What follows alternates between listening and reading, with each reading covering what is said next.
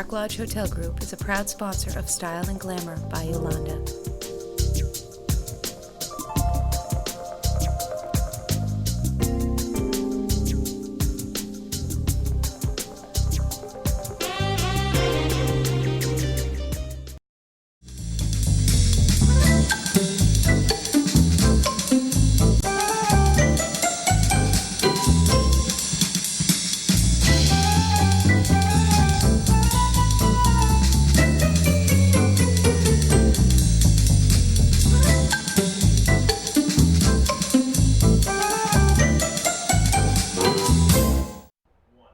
Welcome to Style and Glamour with Yolanda's. We are so happy today to have a fantastic musician with us, known as the classic groove leader, Steve Tashjian. I have had the pleasure of listening to him over and over again as he appears so many places. But whether it's a wedding, a bar mitzvah, or just a fun get-together, music makes the night, and classic groove does that. Welcome, Steve. Thanks for coming. Well, thank you very much for having me here today. I am so excited about having you on because there's a lot about you I don't know.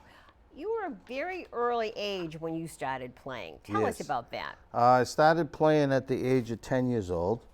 I studied clarinet with a gentleman from Arlington, Charles Movsesian, who played with Sammy Davis Jr.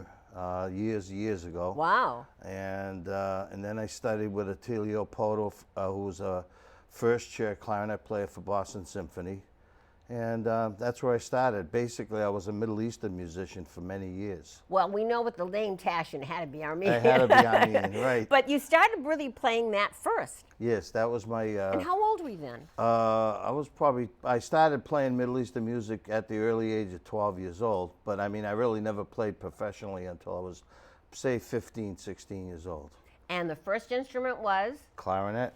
But isn't that mostly the clarinet sound in the Armenian music? Yeah, basically it is. Basically I mean, some musicians play the alto too, especially from other countries.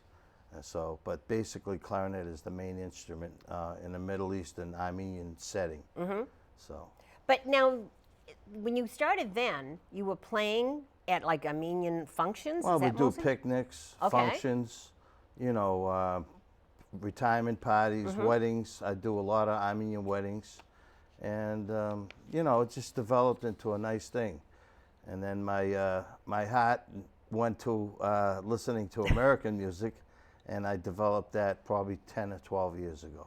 Now, you have other instruments you play, though. So yes, this is I amazing. play alto, soprano, and tenor saxophone.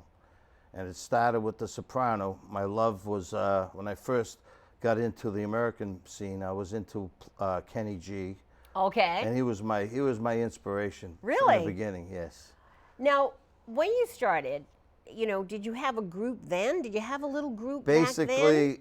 I did you play with a bunch of guys? I just put something together, and I started playing the soprano, and then I developed into the tenor saxophone, and we'd play different places. Actually, we started playing at a place in Waltham called Shoppers Cafe. Okay. And it was Where was that located? Right on Moody Street. Okay. And we basically didn't have any singer.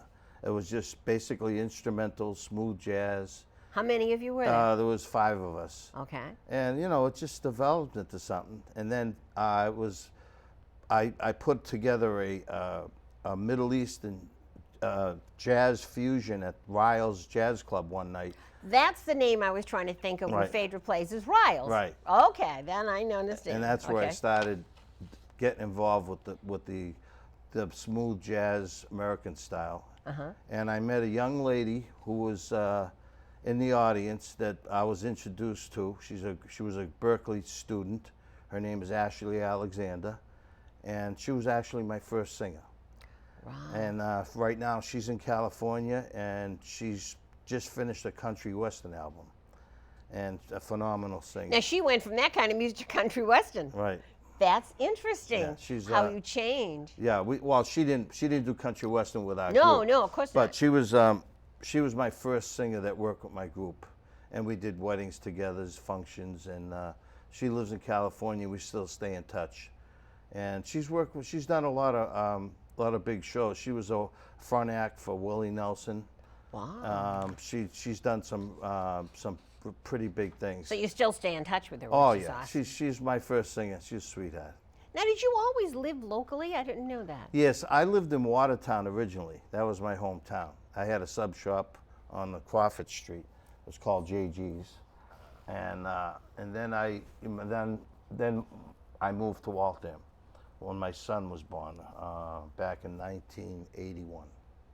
You know, it's amazing though that you said you were Watertown and now in Waltham, and you perform at all these local places too. Yeah, we've played quite a few places here. We worked at Biagio's, we worked at local clubs in the area. We've done concerts on the Common. We also did the doo-wop last year. So you did the doo-wop. Yes. Yes, I remember that. Yeah, Okay. yeah. We were And the first act that went on last summer. And Mary Jeanette's instrumental. That's one of her favorite concerts, she tells Yeah, me. she's quite a lady. She loves our band, and she helps me tremendously. You know, when it comes, she comes and supports me a lot, and I'm very happy. But you get a big turnout for the doo-wop. I mean, they Yes. always get a big turnout, but when you guys are there, it's like amazing. It was really a great. There were like 4,000 or 5,000 people there last year, so it was That really is amazing. well put together. Do you like performing outside? Yes, I do. Yeah, I like a big crowd. Musicians love a big crowd, anyways. And you have an up-and-coming one coming up, I Yeah, guess. we're Okay. playing in Upton, Mass. We're doing a outdoor concert for the Upton Recreation, and then in July we have 3 outdoor concerts. We're doing Newton, Needham, and not Natick. Then we're doing one in Newton, Needham, and 2 Newton and Needham, by the way. Now, was it easy for you, or did you have to work extra hard? I mean, music seems to be just part of your whole life, of course, since you were a youngster. But did you have to work hard at it, really practice, or did it just come easy to you? It's like anything. I think that even if you're talented, you still got to put the effort and the time in to make it work. You know, it's dedication. You know, it's daily practice. If you don't practice every day, you lose, especially with the instruments that I play, because of your embouchure. You have to work at it every day to make sure it stays the same and doesn't lose its touch. Okay. You know. Like singers have problems once in a while. Right. Too, I with mean, their if voice. they don't sing for a week or something, their voice won't be back into sync unless they work at it. I didn't realize that. Yeah, it's very important that you practice every day. But some kids want to be musicians, but it just doesn't come easy. I mean, their parents are after them all the time, but they didn't have to with you. You just Well, wanted to. I've had this drive since I was a little kid. I mean, when I studied with Charles Movsesian, my mother took me to his house. He got polio after the Depression years and during the war, and he played with Sammy Davis. But he said to me, I don't want you having your parents drive you to Arlington. I had to ride my bicycle from Watertown to Arlington to take my lessons every Saturday, and he really mentored me tremendously. Now, you said my husband used to hear you play. Tell me about that. I have to know Well, when about I was that. little, I lived on Bigelow Ave in Watertown, and I was up on the 3rd floor. And your husband used to come do plumbing work. And my mother, he used to come in the house and he used to hear me play up on the 3rd floor and hear me practicing. And he remembers that He does. vividly. Yes, he does. So He took up the clarinet, but he never really pursued it. And Yes, took up he told me Yeah, that. when he was a youngster, and he played the trumpet too. But Right. neither one, the sax, he plays the sax. Right. And both of them are in a box, but he will not give them away, but he won't pick them up and play them either. So it's really not in his blood. Well, he's told me these stories. Yeah. Yeah, in fact, he told me about the saxophone he has. How long ago did you form the Classic Groove, which is Well, now your current band? Well, basically, I would say 9 to 10 years ago. I started out, I started out with Ashley, and then it just developed, and then she graduated and moved on, and she moved to California. And I've had several singers since, and I have musicians that Berkeley graduates. I have a very, very good group of musicians that are very professional. And Now, you normally have how many, you said? we usually, for a big job, we usually work with 6 pieces, and sometimes we work with 5. So you can work with a little less or even a Right, little more. we have a keyboard player, guitar, bass, drums, sax, of course, Okay. and a female singer. Is there any famous sax player that you think about that you think that you... Well, actually, while we're on the subject, I have a gentleman that fixes my instruments. His name is Emilio Lyons. Okay. And he has fixed instruments for the greatest sax players in the world. Stan Getz, Sonny Rollins, Grover Washington Jr. And you know, he's introduced me to a lot of really fantastic musicians. That's a great sound, though. Yeah. It really is a great Yeah. sound. I'm fortunate enough to be involved with people that have been around for a long time, and Emilio has been like a father to me. And we did a big show in September at Riles for him, and we had a gentleman that played with Ray Charles that was there that came and sat in with my group. Amazing. His name is Greg Abadi. Very nice. Yeah, it was really nice. Now, do you do all the arrangement, or do you have a special Well, guy of the group? we basically follow form from songs. We change it. We do some different arrangements. Yes, we do. We change things around a little. Because you have to, now do you write music? I write, but I don't do that much writing. Basically, I'm just a player. You play all the pop I tunes play. that people... We do soul, Motown, R&B, funk, blues, smooth jazz, standard jazz. You know, like I'm a Middle Eastern musician, so anytime somebody wants both, we do both. You do happy music, danceable music. Oh, You know, definitely. that's the thing. There's a lot of bands that are great, but they don't really play to people that dance. But when we listen to your music, everybody wants to get up and dance. Well, that's what the main thing is, like, especially when we have requests to do weddings. You have to be up and coming with the modern stuff that's up, like Taylor Swift, you know. Right. All these, Bruno Mars. Uh-huh. You know, those are the numbers we're working on. Pharrell Williams, we do a song called Happy. Oh, we love Happy. and, we did a you know, commercial here. The WCAC did a fabulous really? commercial. They Yeah. did. Yeah, actually, on that particular song, I play 4 instruments, but I also play a Middle Eastern clay drum, and I use that on that song, and it just comes out so great. Well, I And- would think yeah. it would, because really all the music you play is really happy Well, music. It yeah. really, it's Well, danceable. That's what we try. We try to satisfy everybody's taste buds, and that's what it's all about. Now, is there one, like you were saying earlier, you love doing the weddings? I mean, is there a reason? Maybe because it's a happy occasion and everybody wants to dance? Well, it you know, I mean, I've done weddings before, and I really enjoy working with the clients because it's a one-time thing for them, hopefully, and you know, it's a special occasion. Of course. And I really stay on top of starting right from the beginning till the end to make sure everything is done right for the client. And I've done several weddings where the people have come. Actually, they come and hear me play still. And Well, you know, because that's like how Dan and I Right. are. We feel about you, yeah. So. But, you know, did someone hand you sometimes a playlist? Because I know that my daughter Linda is very fussy about her music. Like, she likes danceable songs. She have a few slow songs, but most of them are just fun songs. Does someone hand you a playlist, like if you're doing a wedding that they prefer? Yes. Well, when we've done the weddings, what I do is I ask a lot of questions. Okay. And the questions are, what kind of music do you like? What style do you like? What do you want to hear? And then they give me a list of songs, and we take some of the songs and we put them into our mix of our repertoire so that it fits their needs. We try to fit everybody's needs wherever we play, whether it be outdoor, a wedding, or a function, or whatever. We do cocktail hours. I've done many cocktail hours, and we usually use 3 pieces. You know. Do you know, it's funny when you say that. I have found that any function that's successful and people talk about for years after, are functions when you walk in and music's playing. When I hire a group, I always say, I need you here when the guests arrive playing, not after they're here. Right. Because I look at the videos sometimes, and as the people are walking through the door, they're kind of swinging and dancing because the sound is there. But if you walk into an empty room with no sound, like no one knows, should we say hello? Should we say hello? So music really sets the mood for the whole evening. Right, and then when you do a cocktail, obviously, you have to be very sensitive to the people that are talking. Right. You have to be quiet. You have to play a certain type of music where it Thank fits. you for that, because I have So been. important. We went to a function recently at Spinelli's, and it was a very nice event. They had a fabulous band, They were so loud the whole night, and they were great. They never took a break if it was a concert.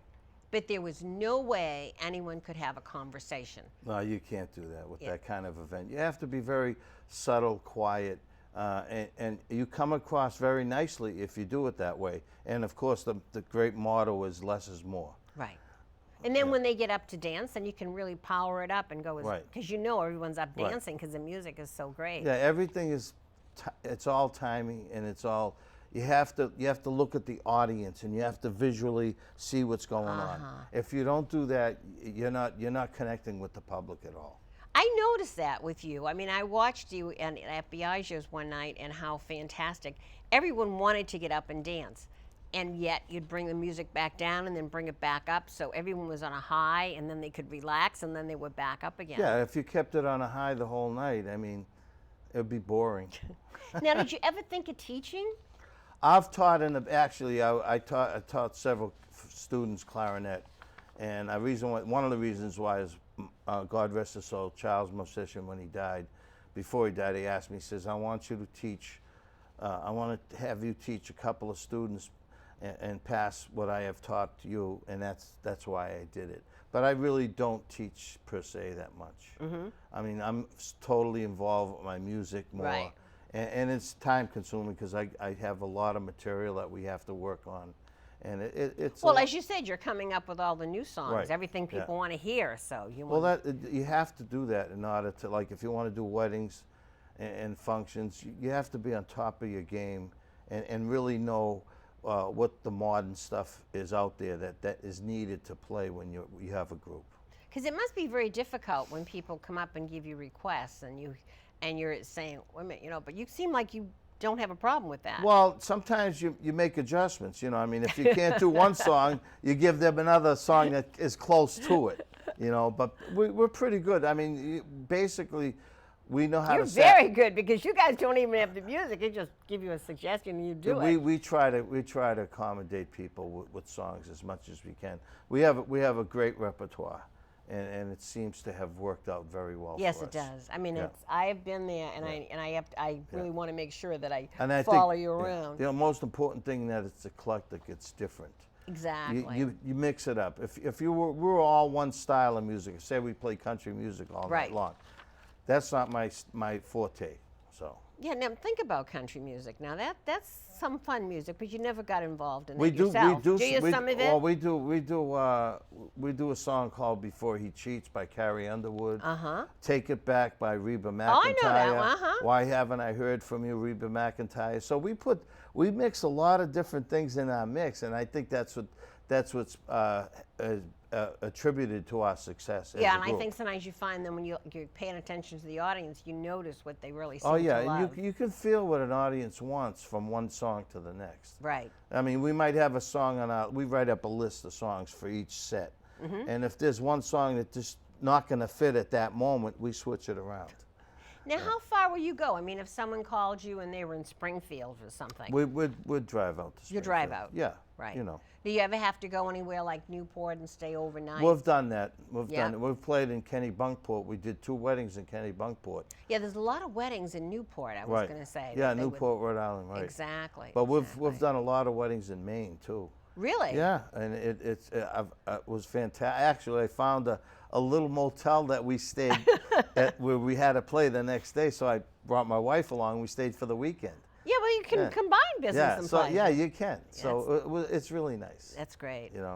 But now, as you keep doing this and keep changing, looking at the new songs and finding out what people really want, some of you guys change, or you pretty much Yeah, keep the you know, same we've had turnover of people in my group, and basically what I do is I always have extra musicians that I can make a phone call to, and I mean really good musicians. Right, of course. So it's worked out really to my favor because I have a good arsenal of people that work with me. Which that you I can- need, because someone gets sick or Right. whatever. Right? And you know, I have some musicians in my group that play on their own with other people also. Oh, exactly.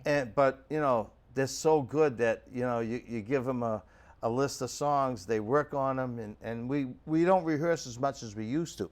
You don't have to really. Well, there's times when we do new stuff we do. Okay. But we've gotten accustomed to each other very well. I was trying to think of the gentleman I told you that did my daughter's wedding, the Dr. Zhivago wedding, was Angelo Picardi. Oh, okay. And he sings, of course, and Right. he has a band, and they used to always come and play, and they had like you say, an arsenal of men. If one couldn't make it, the Right. other would come. And then all of a sudden I'd go to another function and I'd see Bo Winnicke's band, and those same guys were in Bo's band. Right. So that was interesting. Yeah, I have two drummers. They're both brothers, and if one can't make it, the other one does it, and they're both very, very good.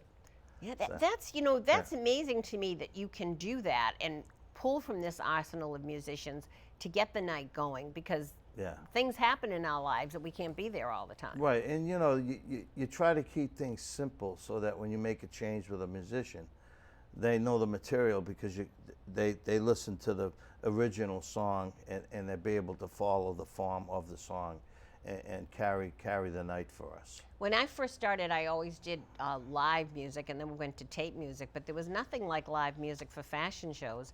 And we had the great event at Symphony Hall when Diane Carroll came to town. Oh, okay. And the band had to play with the models, and it was difficult, because with my guy on with his tape deck, he could change the music or add to it, but the band, once the song was over, and I watched the tape the other day, and I watched the band pick up, the song was over, but models were still coming, so he just knew enough with that band, because it was the Boston Symphony Orchestra, to play something and keep it going until the last model Right. came out, and I would tell him which one was the last model, so Right. he'd know the song's ending, the song Right. has to end.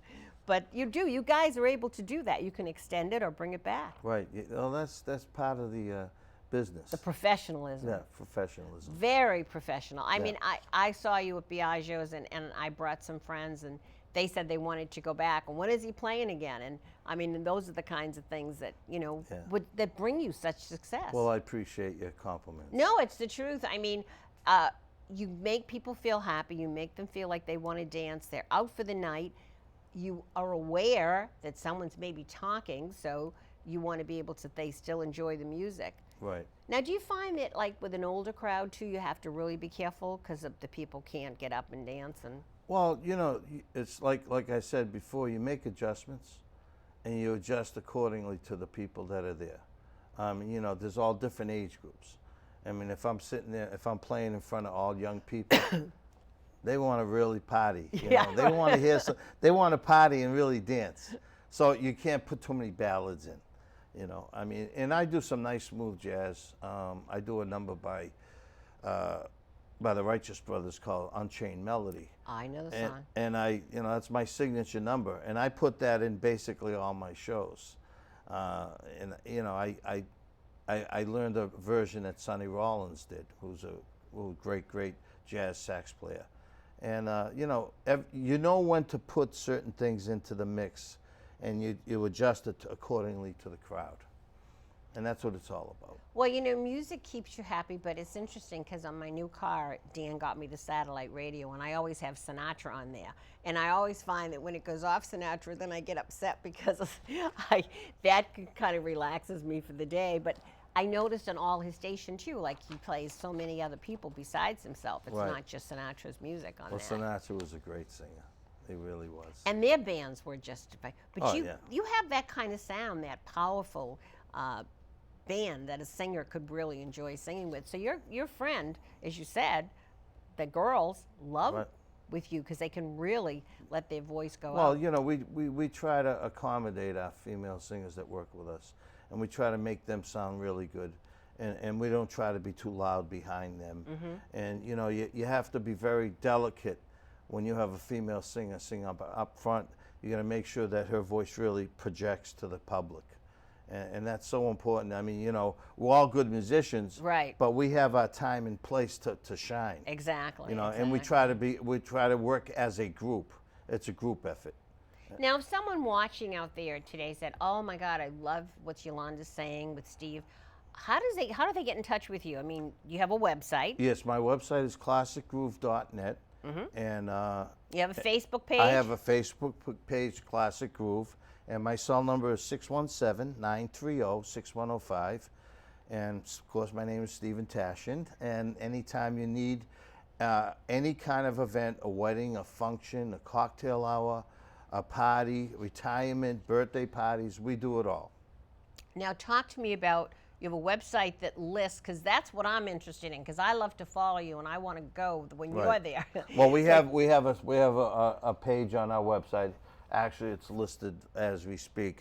We've done. So where are you going to be? Yes. Okay. We have a spot where we show where we're playing. You know, I wish I had you back at our salon. You know, your dad was instrumental in painting the mural. It was a golf mural on the wall at Yolanda's, which was very sad when they took the building down. But I do have pictures I will share with you of your dad who did that. And he was so talented as an artist, and a great artist, in fact. But when I was talking to you, I realized I have this big 8x10 of your dad painting the mural. And when the building came down, I think that was the only thing I was sad about, because it wasn't just a painting. He literally painted on the wall. Wow. You know? So it was something, and it looked like a golf putting green, and it was three-dimensional. So there was a little golf putting green in our health club back then. Yeah, my father was in New Mexico. Wow. He has an art gallery there. For goodness sakes. Yeah. That's amazing. Now, what's next for Steve Tashjian, who has been traveling and making brides happy and bar mitzvahs fabulous? Well, you know, I'm at the age where I'm a very happy stage where I just want to perform to people and satisfy their needs and just have a good time and just play music. What you're doing is what you want to keep doing. That's my life. No my more grocery family, shopping in the morning. No more grocery store in the morning. I still do all Do you? those things, of course. Oh my gosh. Well, I owned a sub shop. I've done a lot of cooking. I was a caterer also. Wow. Yeah, I had a full. Very busy life. I've done a lot of different things, but music has always been in my heart and soul, and it makes me very happy. And it makes me happy when I can project that to the public and they're happy. And that's the important thing when you're a musician. If you can make the public happy, that's important to me more than anything. I want to satisfy the palate for the public and the people around me. Well, I know that to me, the best functions are functions with great music. When there's great music, the whole event works really well. It gets people from the beginning to the end of the night feeling just perfect. And I just want to thank you for taking the time to come and tell everyone about your great life story, about what you've done and where it's going. And if for all of you those watching, we will have it on the website, so you'll be able to look him up and find him for that next affair, because wherever he's going, and if it's not a private party, I'm going to be there. So come back soon to Style and Glamour with Yolanda's. And Stephen, thank you so much for being here, and let's stay in touch and keep things going. Well, thank you very much. It's a musical day here at WCAC. Thanks so much.